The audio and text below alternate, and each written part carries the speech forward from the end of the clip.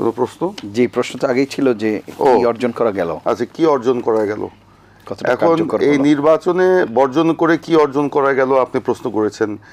এই যে ডামি নির্বাচন করে 7 তারিখের একতরফা নির্বাচন করে আওয়ামী লীগ বা সরকার কি অর্জন করলো সেটা যদি বলতেন তাহলে আমি আমাদের অর্জনের কথা।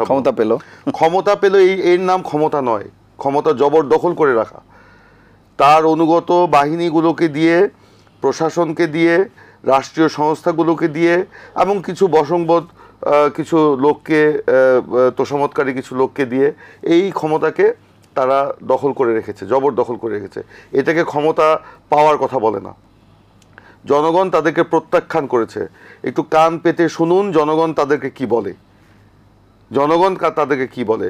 আমাদের অর্জন হচ্ছে জনগণের আস্থা অর্জন করতে পেরেছি। জনগণ সেই নির্বাচন বর্জন করেছে। আমাদের মতো প্রায় 37,000 নেতাকর্মীকে জেলে আটক রেখে নতুন করে প্রায় 2 লক্ষের উপরে নেতাকর্মীর বিরুদ্ধে নতুন করে মিথ্যা মামলা দিয়ে তাদেরকে এলাকা ছাড়া করে সেখানে নিষ্ঠুর দমন নিপীড়ন চালিয়ে সেখানে আপনার এই প্রহসনের নির্বাচন করেছে। সেই নির্বাচন জনগণ বর্জন করেছে। জনগণকে ভোট কেন্দ্রে দেখা যায়নি। আপনারাই মিডিয়াতে দেখিয়েছেন। আপনাদের মিডিয়াতে এই ATN বাংলাতেই অনেক ফুটেজ আমার কাছে আছে, আপনি যদি চান। আমি যে জেলে ছিলাম এগুলি আমাদের টিম সংগ্রহ করেছে সব কিছু, সেগুলো আমরা পরে বের হয়ে দেখেছি যে ভোট কেন্দ্র ফাঁকা, সারাদিন ফাঁকা, সন্ধ্যার পরে লক্ষ লক্ষ ভোটের হিসাব। তো এইটি তো বাস্তবতা। কামাল ভাই তার নির্বাচনী এলাকার কথা হয়তো একটু পরেই বলবেন।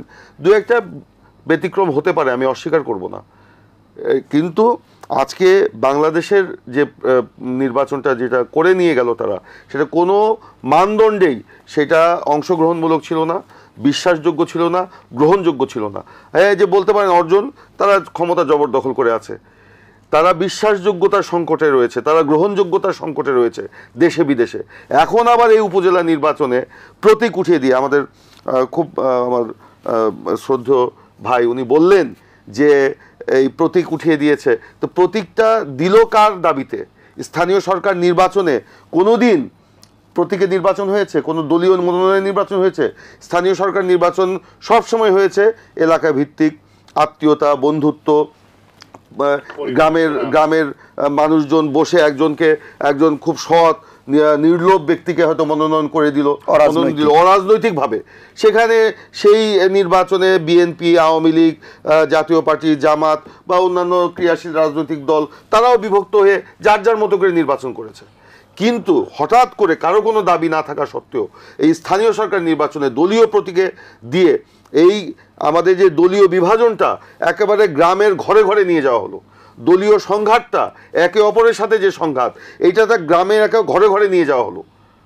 এখন আবার হঠাৎ তখন কেন তারা দিয়েছিল? অন্তর্নিহিত কারণটা ছিল আওয়ামী লীগের অস্তিত্ব টিকিয়ে রাখার জন্য, একক প্রার্থী দেওয়ার জন্য। তখন তারা মনে করেছিল দলীয় প্রতীক না দিলে একক প্রার্থী থাকবে না। এখন আবার কারো কোনো দাবি না থাকা সত্ত্বেও এটা ওপেন করে দিল। কিন্তু সংবিধানের ওই আইনের বিধান থেকে ওই দলীয় প্রতীকে নির্বাচনের যে বিধান, এটা কিন্তু তুলে না দিয়েই তারা বলল যে আমরা দলীয় প্রতীক দিব না। সেটাও তো সংবিধানের লঙ্ঘন। আচ্ছা, তারপর করলো। এটা কেন করলো?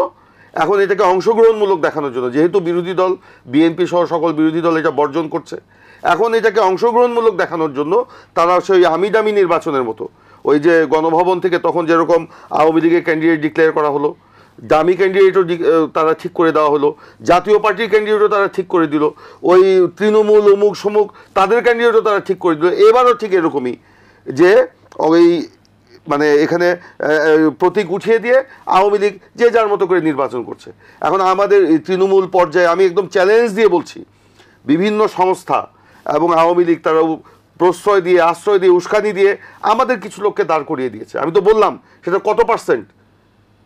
28 জন চেয়ারম্যান ক্যান্ডিডেট আছে আমাদের এই যে আগামী আমাদের দল করতো বহিষ্কৃত 28 জন, তার মধ্যে 8 জন ফাইটিং। হ্যাঁ, আমরা যদি নির্বাচন করতাম, দেশে যদি নির্বাচনের পরিবেশ থাকতো, এদেরকে আমরা মনোনয়ন দিতাম, কিন্তু সেই পরিবেশ না, এদিকে আমরা নির্বাচন বর্জন করছি।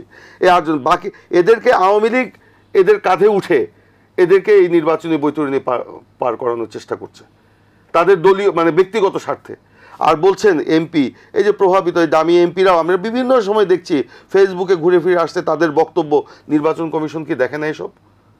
ছোট জগন্নাথ নির্বাচন কমিশন বলি কেন বলি, তারা তো চোখ থাকতে অন্ধ।